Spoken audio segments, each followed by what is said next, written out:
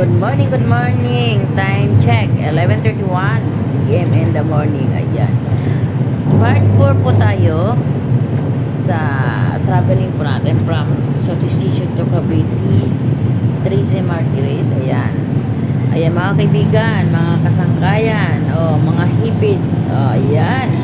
Saan na po kami ngayon? Kung kayo nakakalam kung saan lugar ito, pag-comment lang po, pag-sabi lang po kung saan kami banda. Si Ma'am JP Uto, alam na alam ito kasi daanan ko ito ni Ma'am JP Uto TV. Siyempre, si Ma'am JP Uto TV baka alam na alam niya yan kung saan na kami banda. Ma'am JP, nag-ano lang kami, nag-van, kaya dito kami dumaan ngayon. Kaya Ma'am JP, hindi ko talaga ito kabisado. Pasensya na talaga. Hindi ko masabi yung lugar kasi hindi popular sa akin. Sanay po ako sa Danghari kami nadaan na yung banda roon sa hindi po. Ito rin hindi ko kabisado talaga Ma'am JP. Kasi sanay ako sa yung puting sasakyan na parang bus, minibus na dito kami duman, nagban kami. Actually, pag nauwi kasi kami lang ako, doon na kami nagbaban Ngayon, papunta doon nagban kami. Hindi siya nagreklamo. Kadalasan kasi pag papunta kami doon sa Cavite, pag sinasabi ko sa'yo, magban ka tayo. Sabi niya, ayaw daw niya kasi matagal daw yung van, mapuno. Sabi ko, hindi pwede ngayon, kailangan magban tayo kasi yung kailangan magban tayo ngayon kasi nga, kadahilan kasi, mainit. Ayoko, sabi ko magbaba-akyat yun sa may Palapala, sa may Robinson. Gusto ko, sabi ko, diretso, bababa na lang tayo doon na lang sa Tracy para hindi tayo mapagod. Ay, hindi naman sa ng Diyos, hindi naman nagreklamo. Umuo naman siya. Akala ko, magre-reklamo na naman, Diyos ko po. Alam mo, reklamador yan pag sumasakay kami ng bus, sumasakay kami, nagtatalo kami palaging dalawa. Sasabihin yun sa akin. Ayoko dyan sumakay kasi ang tagal-tagal. Diyos ko, akala mo na may sariling sasakyan. Magtiyaga tayo kung ano ang mayroon sa sasakyan kasi nagko-commute lang tayo, wala tayo sarili sasakyan. Sabi ko sa kanya, huwag ka mapili ng sasakyan, kaartihan mo. Ayan, palagi kami tatalan. Ngayon, hindi siya nagreklamo kasi sa sobrang init, siguro, di ba habang nag-aantay, naka-aircon na, dati, Diyos ko, reklamador yan. Dami sinasabi.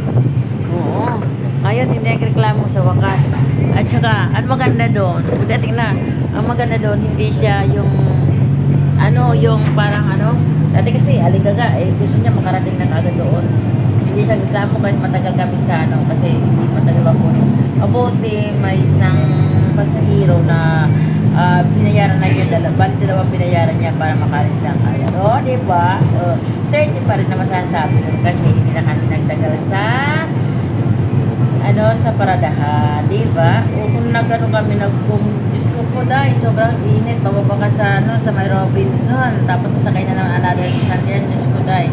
Diyos ko habang nag-aantay ka doon na sobrang init, parang susunogin ka doon sa kalbukitan ng kalsadahan, diba? Oo. Sabi ko, hirap no, tatakbo ka. So, kahit may payong ka, tagusan naman din yung init sa payong. Sabi ko, ayaw ko nga sumakay dyan. Hindi kasi nagreklamo, diba? At saka alam mo ba, yung aming punta dito dapat yung linggo pa napunta ng Sabado ng hapon kasi kartihan gusto na niya makarating na kami dito sa Cavite. Pag ginusto talaga niya pumunta dito uwi yan sabi gusto talaga niya ganon siya.